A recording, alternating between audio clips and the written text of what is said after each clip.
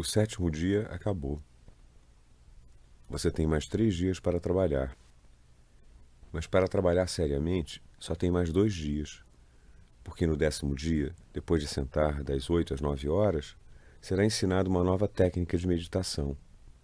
E em seguida termina o voto de silêncio. Não haverá mais nobre silêncio.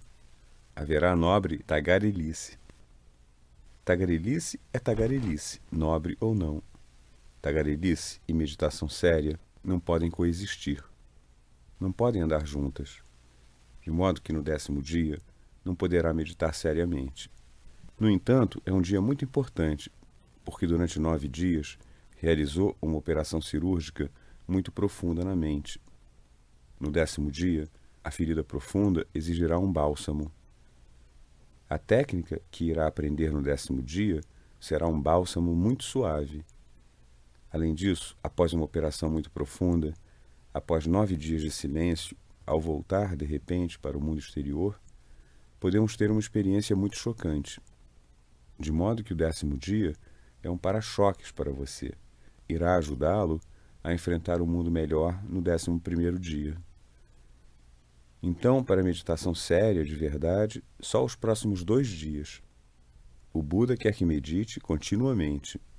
Nesta técnica, a continuidade da prática é o segredo do sucesso.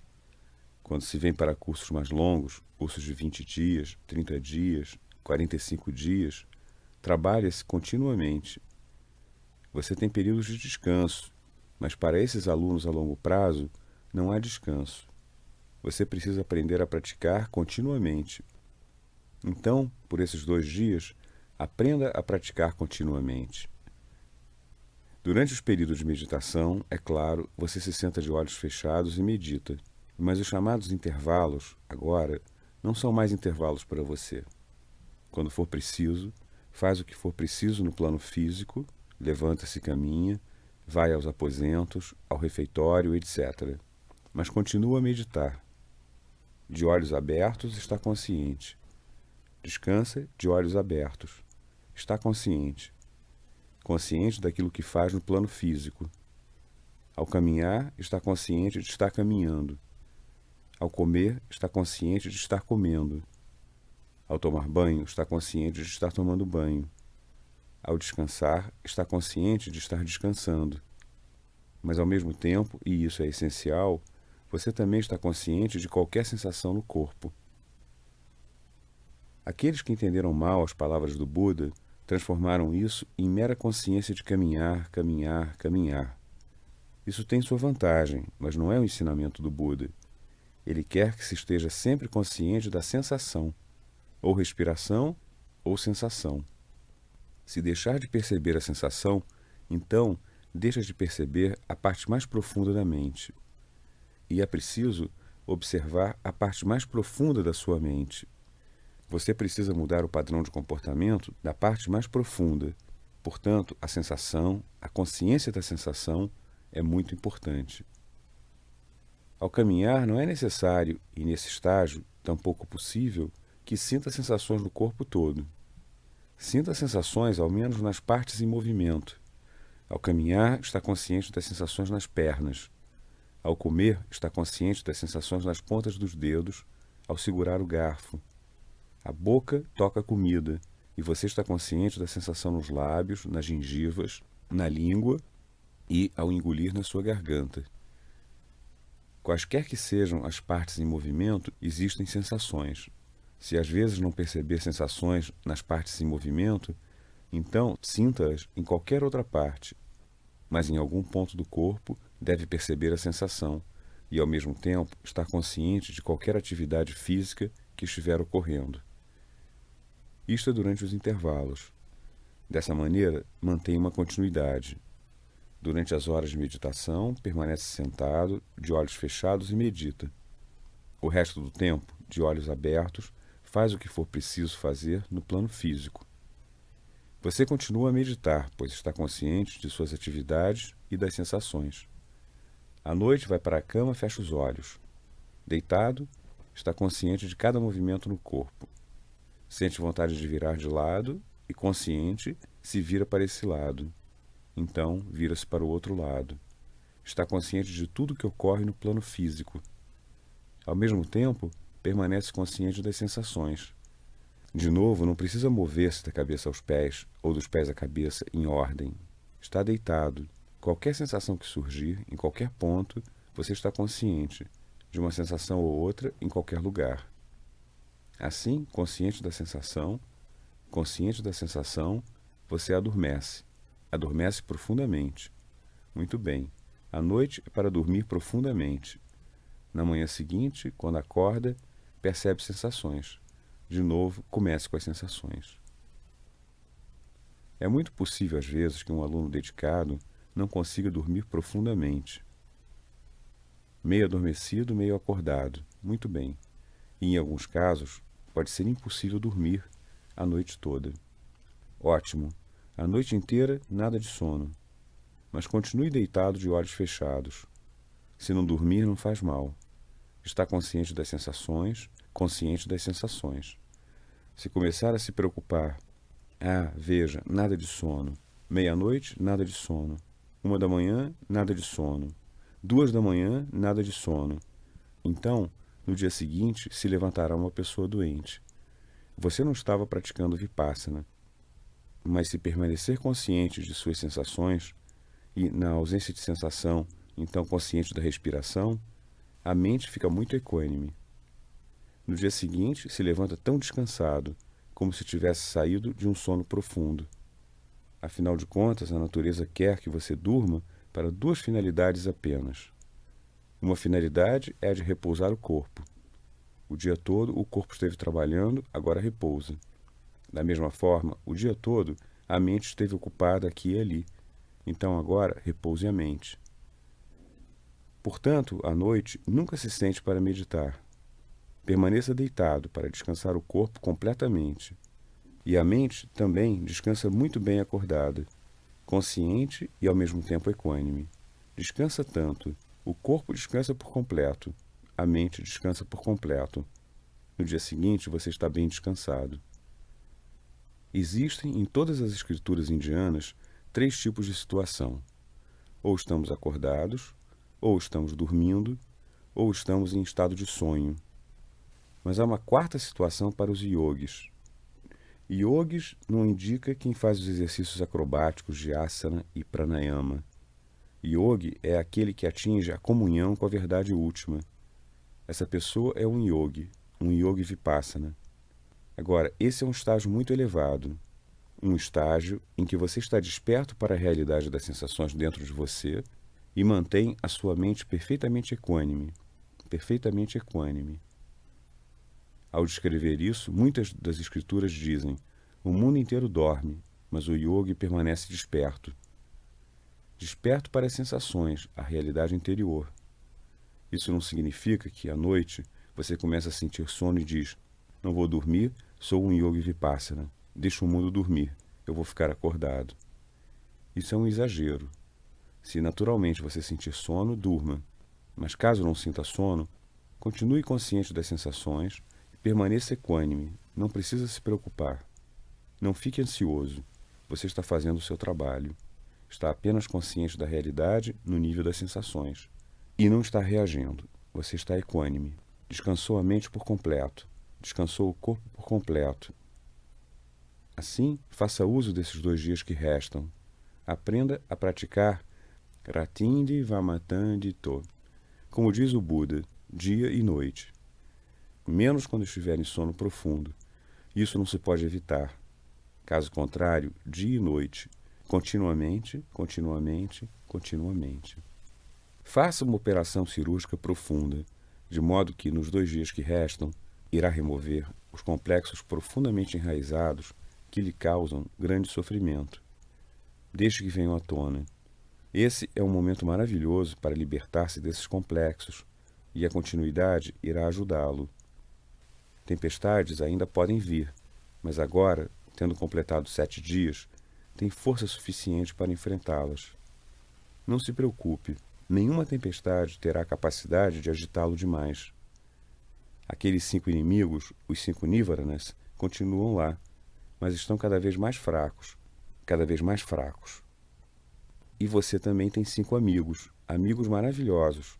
Mantenha-os junto de si e verá que são de grande ajuda. De grande ajuda, com a condição de que a sua pureza seja mantida. Quando perdem a sua pureza, esses mesmos amigos tornam-se nossos inimigos e tornam-se muito prejudiciais. Quem são os nossos amigos? O que é a sua pureza? Vamos entender. Temos 5 amigos. O primeiro amigo, na linguagem daqueles tempos, era dito sada. Isso significa devoção, fé.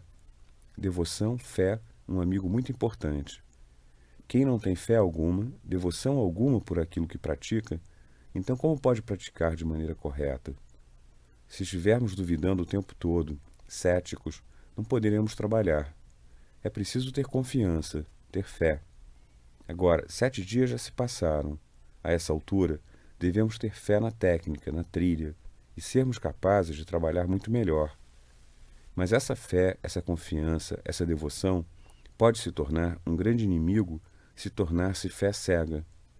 Fé cega, devoção cega, crença cega não nos ajudam, são grandes inimigos. Não permita que se tornem cegos. Quando todos esses 5 amigos ficam cegos, são inúteis, não ajudam em nada. Então, junto com eles, é preciso haver sabedoria. Todo amigo precisa conter sabedoria para que você compreenda a pureza desse amigo específico. A pureza da devoção só chega quando se tem devoção com sabedoria. Sem sabedoria, torna-se devoção cega. A sabedoria é como nossos olhos, e a devoção é como nossas pernas. Quem não tem olhos pode caminhar na trilha, talvez até corra na trilha, mas não vai perceber quando tiver tomado um desvio. Quem não tem olhos pode cair em uma vala. Quem tem apenas olhos, mas não tem pernas, nenhuma devoção, esse vai ficar olhando para a trilha. Ah, essa trilha tão maravilhosa, tão formidável. O ensinamento de Buda é tão maravilhoso. Dhamma é tão maravilhoso. Mas não poderá dar um só passo, porque não tem devoção, nenhuma fé. Ambos são importantes. A comunhão desses dois nos fortalece muito, porque então a devoção se torna devoção iluminada. Torna-se devoção com inteligência discriminatória, sabedoria discriminatória, permitindo que saibamos o que é a essência da devoção. Não se trata de apenas a aceitarmos cegamente. O que é a essência da devoção? Você pode ter devoção por quem quer que seja, por qualquer divindade, qualquer pessoa santa ou iluminada. Por que você tem devoção por essa pessoa ou por esse ser? Porque essa pessoa é uma pessoa santa. Ele ou ela tem determinadas qualidades positivas.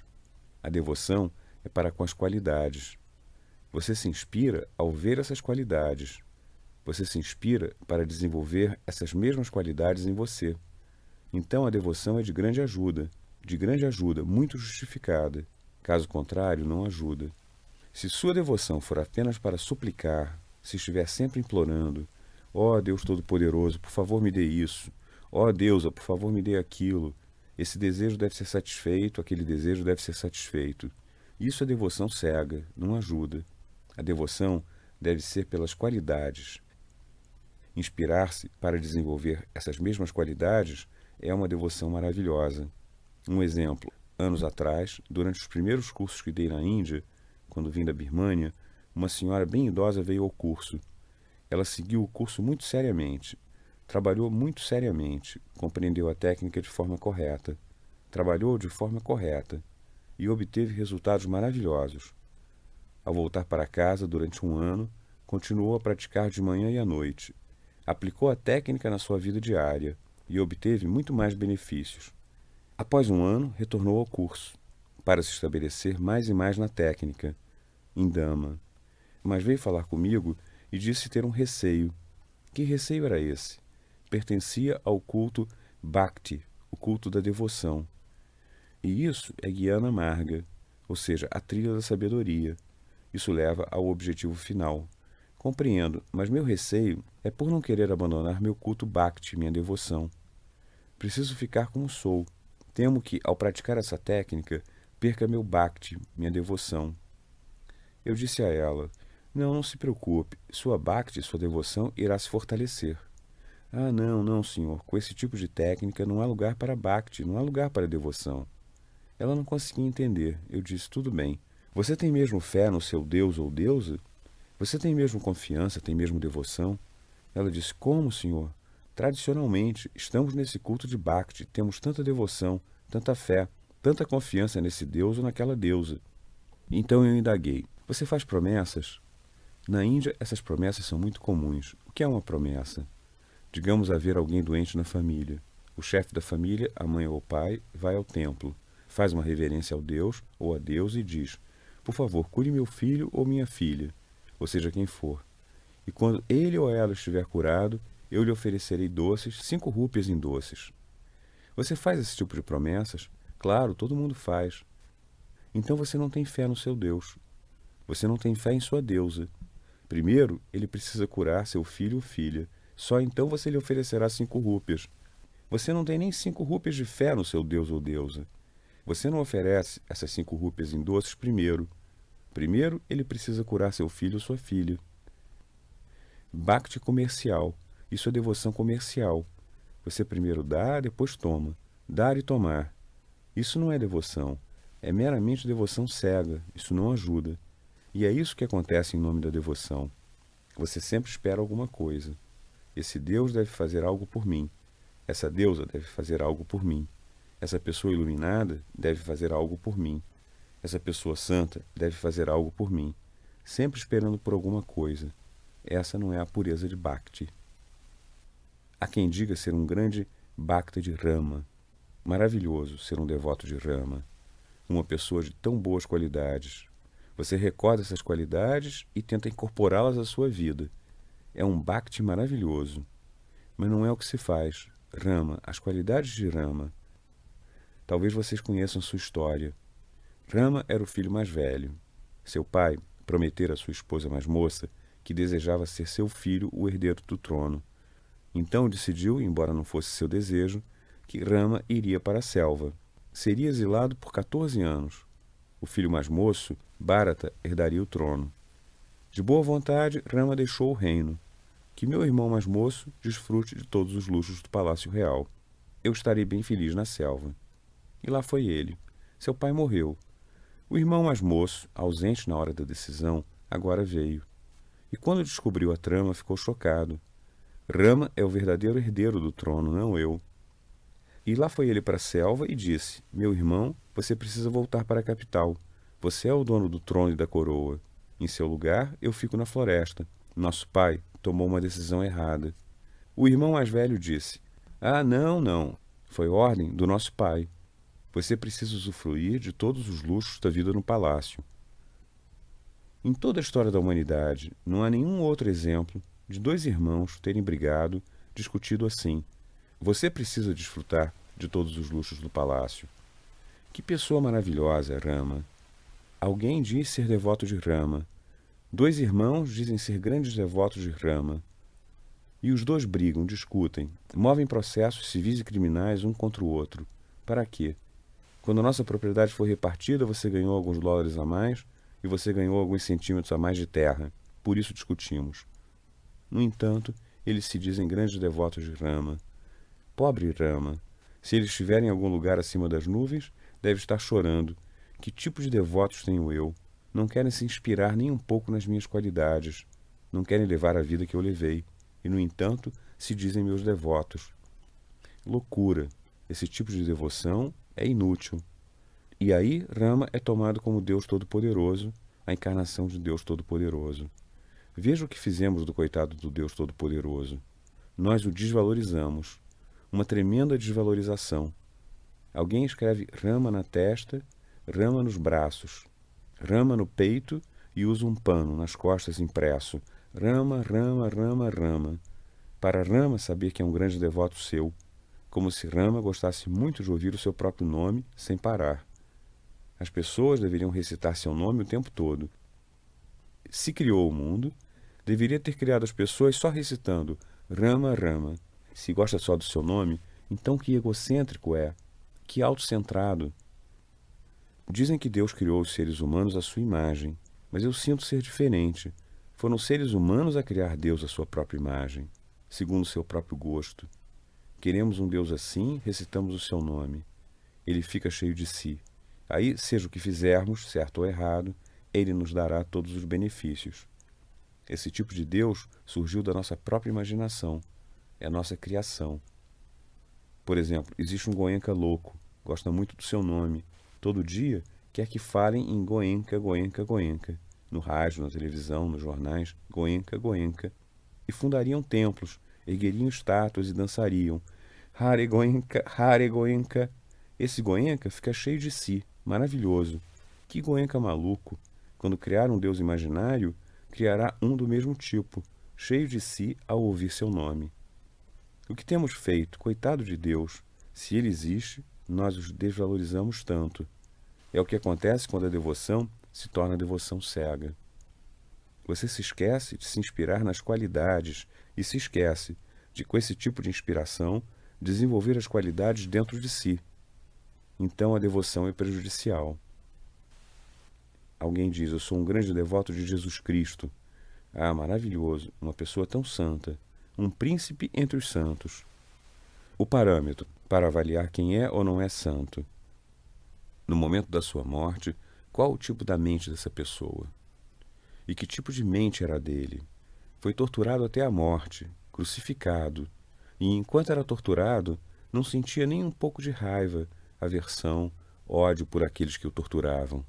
Só amor, só compaixão. Eles não sabem o que fazem. São pessoas ignorantes. Que possam não ser castigados por suas más ações. São tão ignorantes. Só amor, só compaixão. Uma pessoa realmente santa.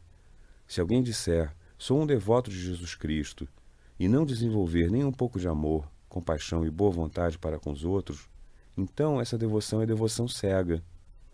Alguém chega para mim e diz, sou devoto de Jesus Cristo, porque aceito ser ele filho de Deus. Ele é filho de Deus, e daí? Como se ele quisesse o seu testemunho e com isso fosse ficar muito feliz. Veja, tantas pessoas confirmam que sou filho de Deus. Que tipo de Cristo seria esse? Somos loucos. O que estamos fazendo? Há alguma dúvida de que ele seja filho de Deus? Ele é filho de Deus, afinal de contas, o que é Deus? A verdade é Deus. O amor é Deus. A compaixão é Deus. A pureza é Deus. E aqui temos um produto da verdade, do amor, da compaixão, da boa vontade e da pureza. Ele é um produto disso. Ele é filho de Deus. Essas qualidades são importantes. Se tentamos desenvolver essas idênticas qualidades em nós mesmos, então sim, somos bons devotos de Jesus Cristo. Caso contrário, não somos. Torna-se fé cega, devoção cega, não funciona. Alguém diz, sou devoto de Buda. Ah, maravilha. Ser devoto de Buda, ter devoção por Buda, essa pessoa inteiramente iluminada e liberada. Mas, de novo, se a devoção virar devoção cega, então de manhã cedo, alguém de mãos postas dirá, Buddham Saranam Gacchami, tomo refúgio em Buda, tomo refúgio em Buda, tomo refúgio em Buda. 3 vezes tomei refúgio em Buda. Agora estou livre para fazer o que quiser o dia todo. Tenho uma autorização em branco para fazer o que quiser. Afinal, por que tomei refúgio em Buda? Para que ele possa me libertar. Apesar de todas as minhas más ações, ele deveria me libertar. Senão, para que tomar refúgio em Buda? Loucura. Não entendemos o que o Buda disse quando pediu às pessoas que se refugiassem em Buda. O que quis dizer? Tomar refúgio na qualidade da iluminação. E isso significa desenvolver a iluminação dentro de si. Sua própria iluminação, só sua. A de outros não lhe dará refúgio. Só a sua iluminação poderá protegê-lo. Precisa tomar refúgio na sua iluminação. Precisa desenvolver essa qualidade. Então sim adianta dizer, tomo refúgio em Buda. Caso contrário, vira devoção cega. Ele não estava interessado em fundar uma seita. Não queria que mais e mais pessoas dissessem, tomo refúgio em Buda, para ter uma seita maior. Nada disso. Repleto de compaixão, estava interessado em que as pessoas saíssem do seu sofrimento. Podemos pertencer a essa seita ou àquela seita, ser dessa comunidade ou daquela comunidade, desse país ou daquele país, desse sexo ou daquele sexo, nenhuma diferença. O sofrimento existe. E a iluminação do Buda foi ter transmitido uma trilha. Graças à sua iluminação, descobriu a trilha que o tornou um iluminado. E com toda a compaixão, nos transmitiu essa trilha. Se você não caminhar na trilha, a devoção não será devoção. não funcionará. Ele nos ensinou a reverenciar Buda. Buda não é o nome de nenhuma pessoa. É a qualidade de uma pessoa iluminada.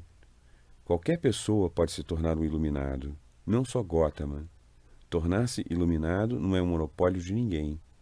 Ele vivia dizendo: antes de mim existiram inúmeros Budas, e depois de mim haverá incontáveis Budas. Ele nos ensinou a reverenciar Buda, de modo que quando você reverencia Buda, Ye cha Buddha atita cha ye cha Buddha yanagata. todos os Budas do passado, Atita, todos os Budas do futuro, Pachupanna cha ye Buddha todos os Budas que estão agora presentes, aham vandami sabada. reverencio todos os Budas do passado, do futuro, do presente.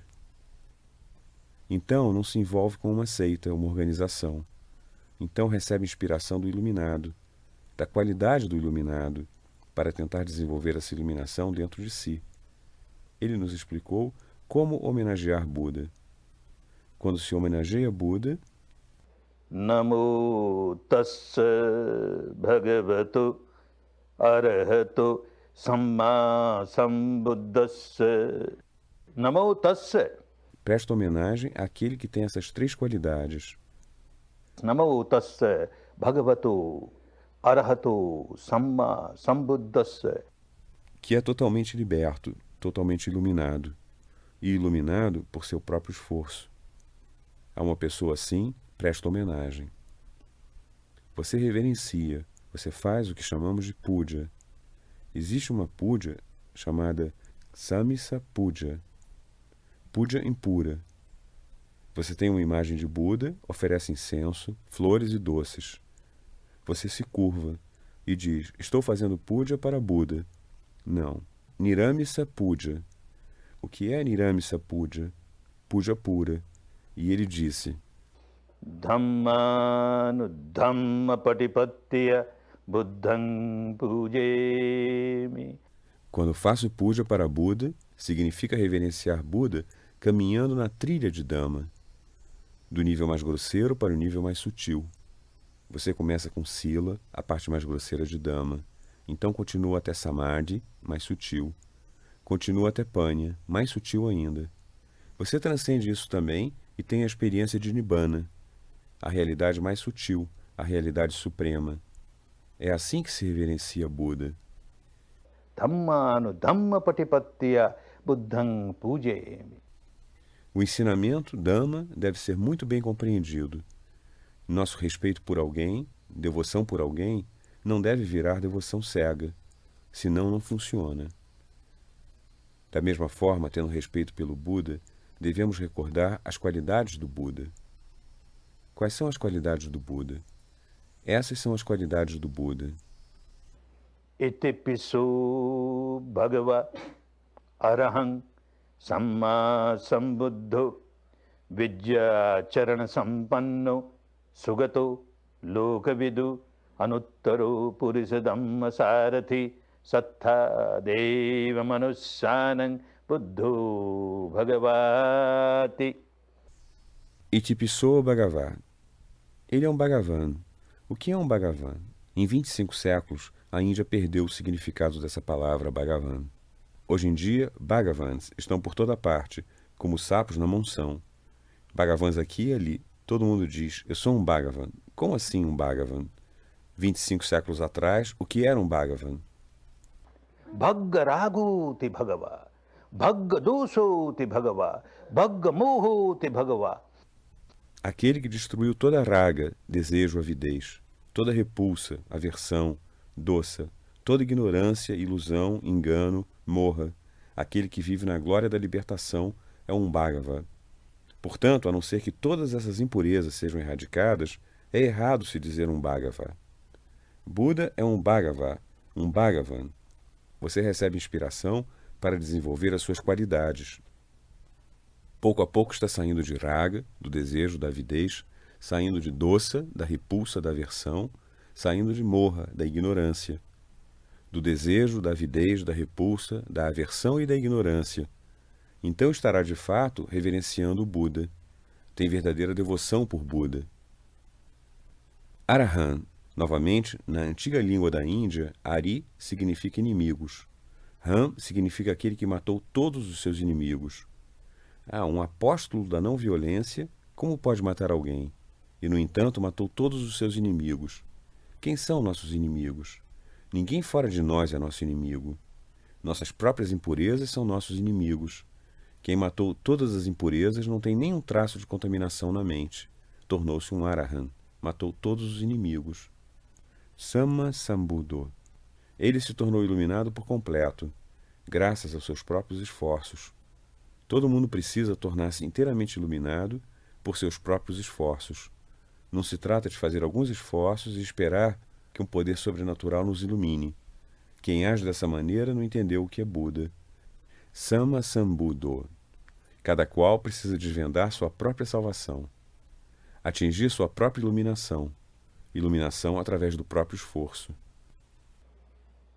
Itipiso Bhagava Arahang Samma Sambuddho Vidyacharana Sampanno. A pessoa se aperfeiçoou em vidya e em acharana, ou seja, na prática e na teoria. Compreende Dhamma no nível mais elevado, vidya, sabedoria, e passa a aplicá-la na vida. Essa é uma qualidade do Buda.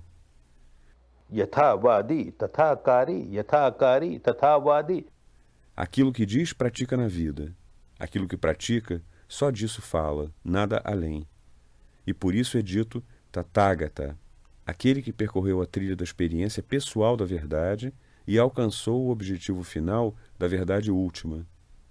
Se dissermos ser devotos do Buda, precisaremos percorrer essa trilha, passo a passo com a verdade. Vidyacharana Sampanno. Sugato. Cada passo dado por essa pessoa é um passo correto. No nível físico, no nível vocal ou no nível mental, é incapaz de fazer algo que possa prejudicar os outros. Tentamos desenvolver essa qualidade em nós mesmos. Cada passo nosso, cada ação nossa deve ser para o bem dos outros, não deve prejudicar os outros. Lokavidu. Ele percebeu a verdade do universo inteiro dentro da moldura do corpo. Nós também começamos a dar passos que levam à experiência da verdade do universo inteiro dentro da moldura do corpo. Sua vida toda ele serviu os outros sem parar, com tanta compaixão, Ficou iluminado à idade de 35 e faleceu aos 80.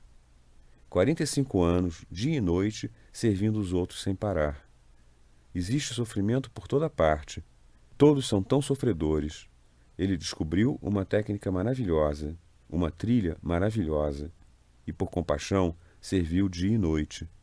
Mal dormia, só 2 ou 3 horas, e até isso era só ficar deitado com consciência e com sabedoria. O resto do tempo passava servindo. Passou a vida inteira servindo os outros. Agora chegou ao seu 80º ano. Anuncia que, daqui a 3 meses, vou deixar esse corpo. Para onde devo ir? Naquele momento, está na parte oriental da Índia. Decide ir para Kushinagar, uma grande cidade no centro-norte da Índia. Chega lá. É noite de lua cheia. Ao final dessa noite, dará o seu último suspiro. Está deitado, debaixo de uma árvore, e seu auxiliar, Ananda, está com ele. De repente, Ananda pensa: amanhã, quando nascer o dia, ele não estará mais aqui. Há milhares de devotos seus na cidade. Quando souberem que chegou tão perto da cidade, dirão: esse maluco do Ananda não nos informou. Senão, teríamos ao menos o visto e reverenciado enquanto estava vivo. É meu dever, pensou, devo informá-los. Vai à cidade e informa apenas 1 ou 2 pessoas. A notícia se alastra rapidamente. Começa a vir muita gente. Amanhã de manhã, ele não estará mais aqui. Então, precisamos reverenciá-lo enquanto está vivo. Muita gente vem. Ananda não sabe como lidar com elas. Ele pede: por favor, façam fila, para que mais e mais gente possa reverenciar e partir. A primeira parte da noite passou. O meio da noite passou. Agora, a última parte da noite vai chegando ao fim. Dentro de alguns minutos, ele dará seu último suspiro. Mesmo assim, a multidão continua imensa. No início da fila, alguém se recusa a andar.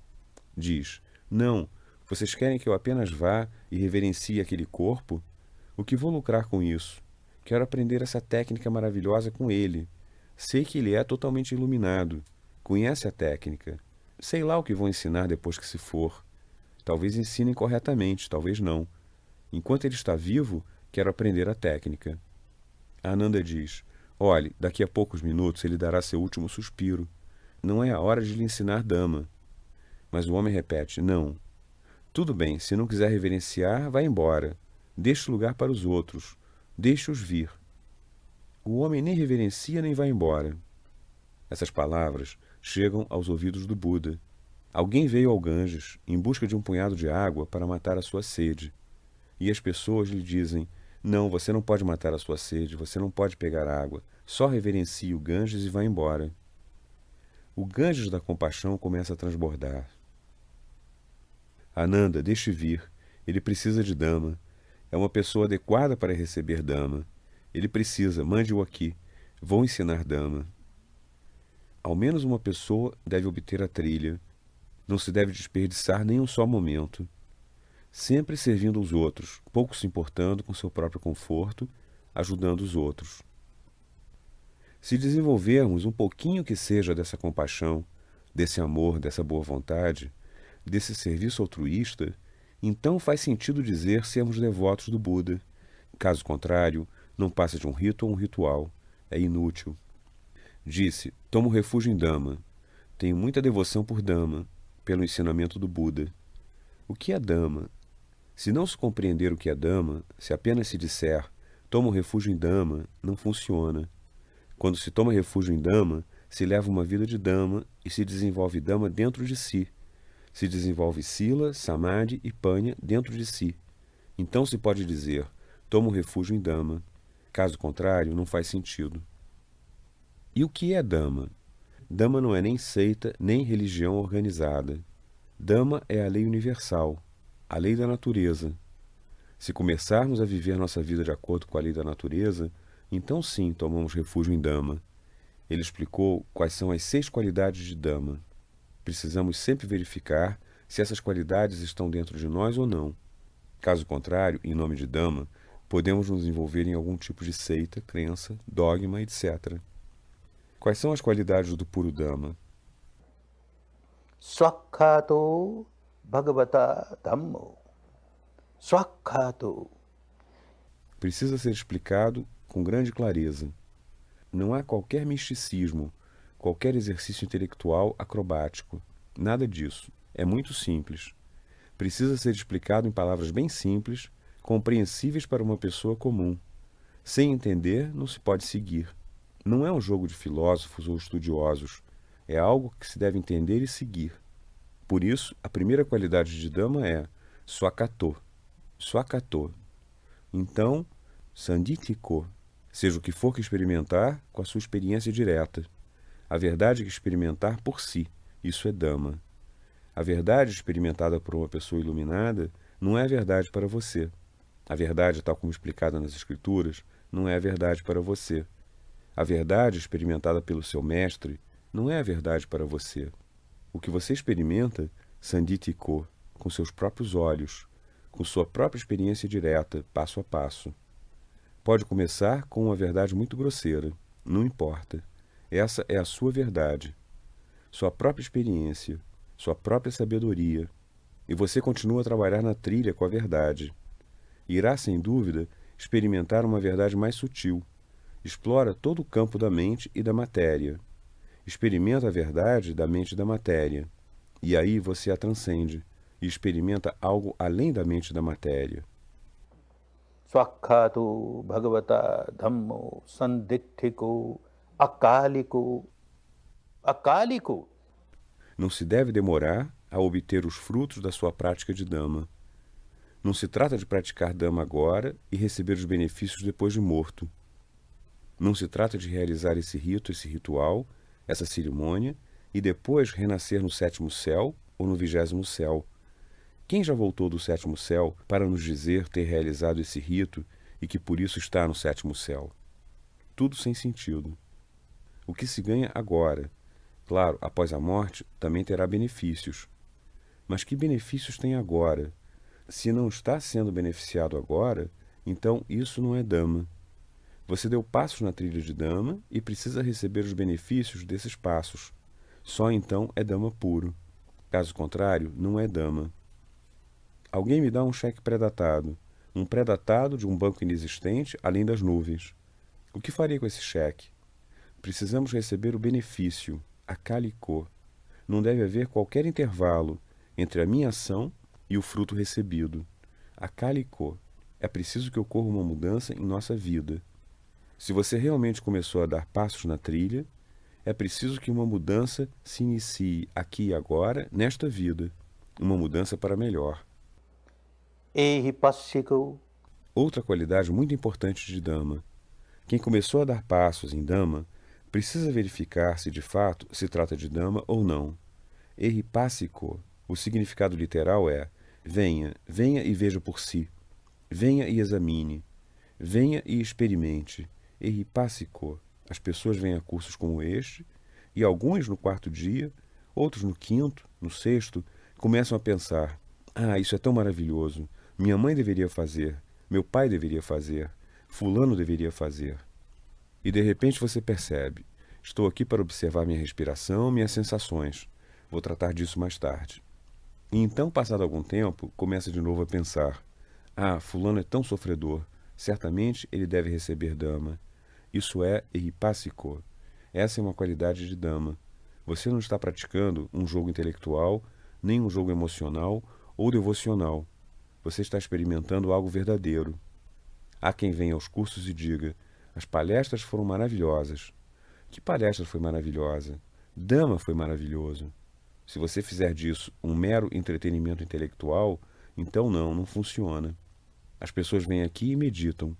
Por meditarem, não podem resistir. Quando acabam os 10 dias, começam a pensar, cada vez que encontram alguém: ah, é tão maravilhoso. Provei, é tão bom, tem me ajudado. Você também deve ir e provar. Esse é o parâmetro para medir se, de fato, provamos Dhamma ou não. Se de fato tivermos provado Dhamma, seremos inevitavelmente beneficiados. E quando somos beneficiados, desejamos compartilhar esse benefício com outros. Se alguém for um bom escritor, é inspirado a escrever algo para que mais e mais pessoas tomem conhecimento de Dhamma. Poucos sabem que essa técnica prevalece, está sendo ensinada. Se alguém for um orador, dará palestras aqui e ali. Se tiver recursos, tentará dar mais e mais dinheiro para que mais e mais pessoas possam vir e aproveitar a técnica. Não que se queira aumentar sua seita. Agora é uma seita pequena, deixe que haja uma seita vipassana maior. Nada disso. As pessoas sofrem por toda parte. Se mais e mais gente entrar em contato com o Dhamma, com essa técnica, se livrará do seu sofrimento. A pessoa sente esse amor, essa compaixão. E então alguém sente: quando fui a um curso, todas as facilidades me foram dadas, porque alguém as doou. Não só isso, tantas pessoas altruisticamente me serviram. Por isso pude meditar em tanta paz, com tanto conforto. Ah, eu também preciso dar 10 dias da minha vida. Preciso servir em um dos cursos. Assim as pessoas vêm dar seu serviço. Ehipassiko, que mais e mais pessoas se beneficiem. É ótimo quando alguém faz uma doação, dana, porque mais gente pode aproveitar as facilidades.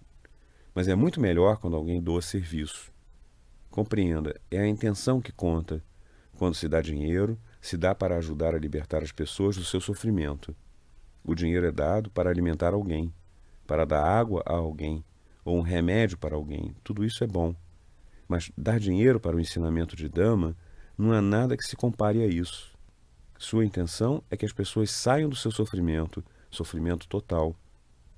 Quando dá dinheiro, esse momento em que decidiu doar dinheiro foi um bom momento.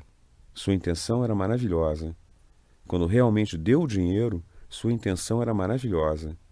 Mas quando você serve por 10 dias, por 10 dias continuamente, você está servindo, servindo, servindo, E cada vez que você serve, sente: ah, veja, tantas pessoas estão recebendo Dhamma. Tanta gente está saindo do seu sofrimento. Durante 10 dias, continuamente, desenvolve esse parami, essa intenção. Essa intenção Dhamma é maravilhoso. Quem tem dado esse serviço constata isso. A partir da minha própria experiência, eu sei. Quando começamos a servir, nossa própria meditação se fortalece. Quando se dá comida a alguém, a natureza evita que você passe fome. Da mesma forma, quando se dá Dhamma a alguém, seu Dhamma, em troca, se fortalece cada vez mais. Você recebe mais Dhamma. Desse modo, temos cada vez mais Ehipassiko. Eu sirvo cada vez mais, para que cada vez mais pessoas possam receber Dhamma. Essa é a qualidade, o parâmetro para se medir se tem, de fato, praticado Dhamma ou não. Opaneiko. Se for Dhamma puro, então cada passo dado na trilha irá aproximá-lo cada vez mais do objetivo final. A trilha é assim, é reta, como uma autoestrada sem curvas. Não se trata de tomar um beco sem saída e depois retornar. Nada disso. Cada passo o aproxima cada vez mais do objetivo final. Isso é Opaneiko. Adime kalyanakari, madhyame kalyanakari, antame kalyanakari. É benéfico no início, benéfico no meio, benéfico no final. Se praticar apenas Sila, começará a ter benefícios. Praticando Samadhi, terá mais benefícios. Praticando Panya, muito mais benefícios. Alcançou o objetivo final, benefícios incontáveis. Cada passo na trilha produz resultados, bons resultados.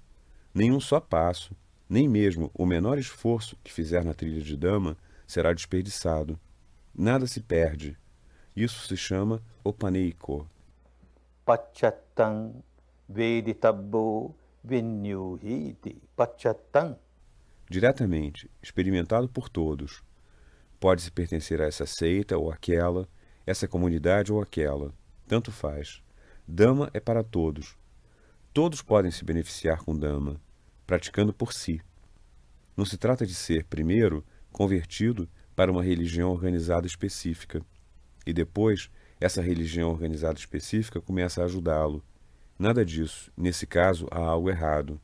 Qualquer um pode se beneficiar com Dhamma. Um hindu pode continuar a se dizer hindu, um cristão, cristão, um judeu, judeu, um muçulmano, muçulmano, um budista, budista, tanto faz. Um ser humano é um ser humano. Por ignorância, continuamos a gerar desejo, aversão e mais ignorância. E por causa disso, permanecemos tão agitados, tão cheios de sofrimento. A trilha existe para eliminar o sofrimento, removendo as impurezas da mente. Qualquer um pode praticar e obter o mesmo resultado. Pachattam veditabbo. A experiência precisa ser direta. Se fizer da prática um jogo intelectual, não funciona. Em todo o universo da espiritualidade indiana, antes do Buda, na época do Buda e depois do Buda, havia o mesmo ensinamento. Abandone o desejo, a aversão, a ilusão e o engano. Nada de novo. Tudo no nível intelectual, no nível emocional. No entanto, agora surgiu algo de muito novo. Agora surgiu aquele que demonstrou de verdade como abandonar o desejo. Observe sua sensação. Seu desejo começa por causa de uma sensação agradável. Abandone a aversão. Olhe para a sua sensação, observe-a. Quando há uma sensação desagradável, só então começa a aversão. Alguém estava ensinando no nível da prática. Isso é Pachattam Vedittabbo. No nível de Vedana, precisamos compreender a realidade e sair do sofrimento. Vinyuhi. Qualquer pessoa sábia pode fazer isso, pode praticar isso. É aplicável a todos e a cada um. Essas são as qualidades de Dhamma. Compreendendo essas qualidades, se começarmos a andar na trilha, os benefícios virão com certeza. Da mesma forma se diz, tomo refúgio na Sangha. Tomamos refúgio não em uma pessoa, mas na qualidade da pessoa. Qualquer pessoa que esteja caminhando na trilha certa. Supatipanno bhagavato savaka sangho. Ujupatipanno bhagavato savaka sangho.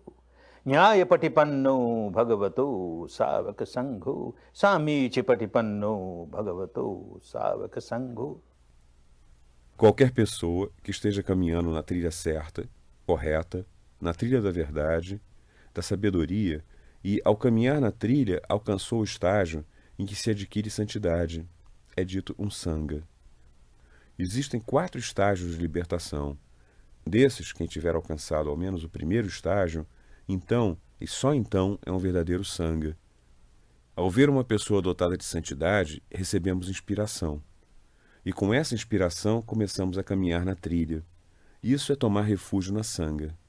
A devoção é devoção boa, com sabedoria, quando se começa a aplicar Dhamma na vida. Quando se começa a desenvolver as qualidades em nossa vida. Isso é sada, nosso primeiro amigo importante. O segundo amigo importante, na língua daqueles tempos, era dito virya. Virya significa esforço. De novo, esforço correto. Se não souber como fazer esforço correto, empreende esforço errado e não obtém o resultado. Esforço correto, o que você deve fazer? Temos uma história em nosso país, na Índia. Uma noite de luar, na cidade de Varanasi, uma cidade muito antiga, muito santa no norte da Índia, 4 amigos decidem sair de barco, noite afora. Pegam um barco. E Varanasi é uma cidade de muito fumar haxixe e beber bang. Fazem tudo isso e começam a remar no barco. Remam, remam, remam a noite inteira. Remando, suando, remando, suando. Nasce o dia e eles notam que o barco não tinha saído do lugar. Continua exatamente onde sempre estivera. Ei, o que houve? Então alguém descobre. Ninguém tinha desamarrado a corda que prendia o barco a uma árvore, na margem do rio. Essa corda da ignorância existe. E você continua remando, remando, suando, suando. O que ganha? Precisa saber como trabalhar. E então irá trabalhar corretamente, com sabedoria, compreendendo o que é a trilha, compreendendo o que é a técnica. Sim, atingirá o objetivo final. Caso contrário, todos os seus esforços serão em vão. Virya. E o terceiro amigo importante é sati. Consciência, consciência. Agora, a palavra sati tem 2 significados. Um significado da palavra sati, smriti, é memória. Às vezes se entende assim. Memória, começa a recordar. Mas essa memória do passado não faz parte da técnica da libertação. O outro significado de sati é consciência. E consciência é sempre aquela do momento presente. Não se pode estar consciente do passado. Dele só se pode ter lembrança. Não se pode ter consciência do futuro. Podemos imaginá-lo, mas não ter dele consciência. A consciência deve ser sempre do momento presente. Qualquer coisa que experimentar, mantém-se consciente disso. Mantém-se consciente no nível da superfície, consciente no nível profundo. Quando trabalha com as sensações, está consciente no nível profundo. Quando caminha, está consciente de caminhar. Quando come, está consciente de comer, mas ao mesmo tempo permanece consciente de suas próprias sensações. Se faltar essa consciência, então não irá levá-lo ao objetivo final. Pode estar bem consciente do seu caminhar, desenvolve uma maravilhosa faculdade de permanecer alerta em todas as suas atividades, mas caso deixe de perceber sua sensação, isso não o levará ao objetivo final da libertação. Dou o exemplo da moça do circo. Ela anda na corda bamba, tão consciente de cada passo que dá. Se não estiver consciente, poderá cair e quebrar um braço ou uma perna, ou até morrer. Então, a cada passo, está consciente, tão consciente, mas ela não pode se tornar uma Arahant. Ela não pode se libertar por completo, pois desconhece as sensações e não sabe permanecer equânime com as sensações. Ou uma dançarina no palco, está consciente de cada passo e, no entanto, nenhuma sensação. Isso não leva à meta final. Sensação é o ensinamento do Buda. Quando se trabalha com a sensação, consciente da sensação, compreendendo sua natureza de anicca, e com essa compreensão se mantém a equanimidade, então estamos na trilha da libertação. Por ser assim que se muda, assim que se transforma, no nível mais profundo, o padrão de comportamento da mente.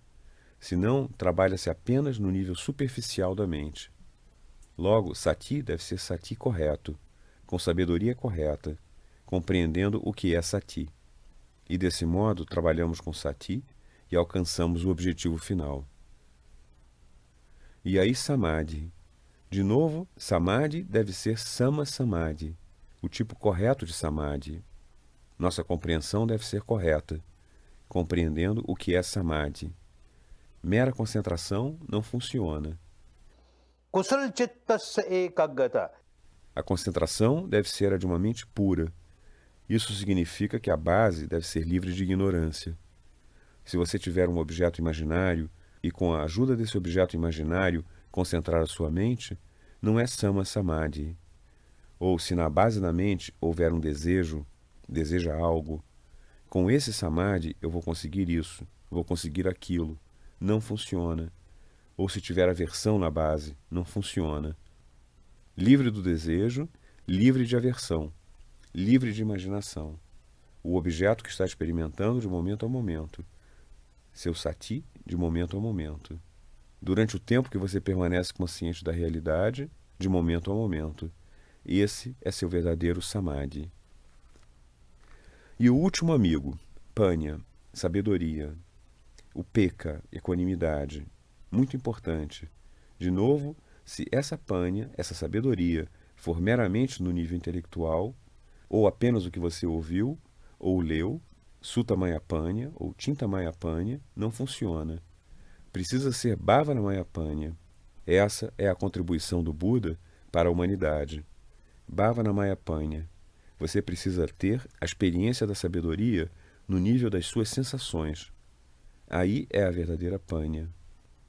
Sabedoria no nível das sensações, da sua experiência direta, e equanimidade. Sabedoria. Isso o mantém livre do desejo, livre da aversão, no nível mais profundo da mente. É isso o que você começou a fazer aqui. É isso o que precisa praticar ao longo da sua vida. Na sua prática diária, permanece com as sensações e, no entanto, não reage com desejo, não reage com aversão. Você entende. Isso é anicca, e a sua mente se torna equânime. Então descobre como essa equanimidade começa a se manifestar na sua vida do dia a dia. Precisa se manifestar. Se você apenas aceitou anicca, se apenas aceitou a equanimidade no nível intelectual ou no nível devocional, não pode esperar que se manifeste na sua vida cotidiana. Altos e baixos são inevitáveis ao longo da vida. Vicissitudes são inevitáveis. Como lidar com equanimidade com todas as situações do nosso dia a dia? Aí sim, panya é a verdadeira panya. Mais uma vez, uma história do nosso país. Uma pessoa muito rica, de idade avançada, morreu. Segundo o costume do lugar, seus 2 filhos foram viver como família conjunta. Durante algum tempo, continuaram como família conjunta. Depois surgiu um mal-entendido. Começaram a brigar. Aí dividiram toda a propriedade. O dinheiro, as joias, a terra, tudo foi dividido meio a meio. Quando tudo estava dividido, foi encontrado um pequeno pacote escondido em algum lugar. Foram ver o que era. Descobriram que continha 2 anéis. Um era um anel de prata comum. O outro era um anel de brilhante muito valioso. O irmão mais velho desenvolveu uma certa ganância. Ele tentou explicar para o mais moço. Não parece ser coisa do nosso pai. É mais provável que tenha sido passado de geração em geração e, portanto, deve continuar a passar de geração em geração. Eu, sendo o mais velho, devo ficar com ele para que continue por gerações. Se o vendermos e dividirmos o dinheiro, iremos perdê-lo. Então, convém ficar comigo. É melhor você ficar com o de prata. O irmão mais moço sorriu. Tudo bem, seja feliz. Seja feliz você com o de brilhante. Eu fico feliz com o de prata. E começaram a levar suas vidas. Altos e baixos foram vindo. O irmão mais velho com o anel de brilhante. Quando chegou a primavera, ficou tão animado, tão animado. E quando a primavera passou e veio o inverno ou o outono, ficou tão deprimido, sempre perdendo a estabilidade da mente. Com tudo aquilo que enfrentou no mundo, perdeu a estabilidade da mente. Tensão, tensão, hipertensão, esse calmante, aquele calmante, um supercalmante, um sonífero, um supersonífero, e chegou ao ponto de lhe aplicarem choques elétricos. Esse era o irmão com o anel de brilhante. O outro irmão, com o simples anel de prata, começou a pensar. Meu pai guardou com cuidado o valioso anel de brilhante. Isso é compreensível. Mas por que esse simples anel de prata? Deve haver alguma explicação para isso. Ele começou a examinar o anel e viu algo gravado nele. Dizia: isso também há de mudar. Ah, isso também há de mudar. Tudo muda. Ele usava o anel no seu dedo mindinho. Veio a primavera, ele apreciou. Não fugiu dela. Apreciou a primavera. Olhando para o seu dedo mindinho. Sim, isso também vai mudar. Isso não é eterno. Quando passou, ele sorriu. Eu sabia que ia mudar. Mudou. E daí? Não me importo. Ele não perdeu a estabilidade da sua mente. Quando veio o inverno, de novo o anel. Isso também vai mudar. Ele não chorou, não ficou deprimido. Isso também vai mudar. Essa é a lei da natureza. Precisa mudar. Altos e baixos são inevitáveis na vida. Vicissitudes são inevitáveis na vida. Se continuarmos a compreender isso também vai mudar, isso também vai mudar, nem precisaremos olhar para o anel. O anel interno, a realidade interna, nós recebemos essa herança do Buda. Observe a realidade interna. Isso vai mudar. Ocorre uma experiência muito dolorosa. Ah, isso vai mudar. Aparece um fluxo muito agradável. Ah, isso vai mudar. A mudança existe, com certeza. Você a está experimentando. Seja qual for a verdade que está experimentando dentro de você, a mesma verdade se manifesta fora. Isso vai mudar, isso vai mudar. E você mantém a mente perfeitamente equânime. Então esse amigo é um ótimo amigo para você. Todos esses 5 amigos são maravilhosos. Não se preocupe com os inimigos. Nenhum inimigo poderá prejudicá-lo. Mantenha esses 5 amigos com você. E mantenha-os puros, sem poluição. Com sabedoria, entenda como fazer uso desses amigos. E irá verificar que, passo a passo, está se movendo rumo à meta final. Esses 2 dias de meditação séria são dias de meditação muito séria. Procure manter a continuidade, dia e noite, menos quando estiver em sono profundo. Caso contrário, dia e noite. Não tenha nenhum contato com os outros alunos. Por si só, vá em frente, vá em frente. Faça uma operação muito profunda, uma operação cirúrgica da mente. Remova complexos muito profundamente enraizados e se liberte. Quanto mais complexos você remover, mais se libertará dos sofrimentos. A vida é cheia de sofrimentos, porque a vida é cheia dessas contaminações mentais. Saia delas e desfrute a verdadeira paz, a verdadeira harmonia, a verdadeira felicidade. Possam todos vocês desfrutar a verdadeira paz, a verdadeira harmonia, a verdadeira felicidade. Verdadeira felicidade. Bhagavad Sarva Mangalam Bhavad Sarva Mangalam